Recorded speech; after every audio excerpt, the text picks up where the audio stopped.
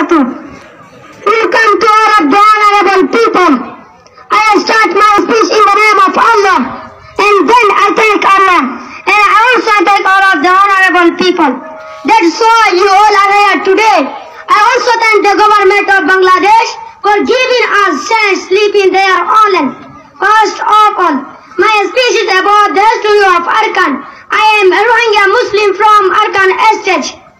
My name is Muhammad Riyad. Rohingya have been living in Arkan Estate for about many years. In 2016, Myanmar government took a genocidal operation against Rohingya minority.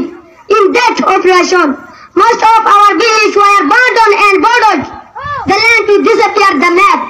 Many thousands of innocent people, including my brother, were shot in my sight, and hundreds of girls under 12 years were raped by the Myanmar military.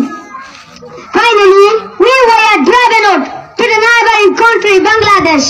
Therefore, we request all of the international courts, especially to ICJ, International Court of Justice, to take proceedings against Myanmar genocidal government.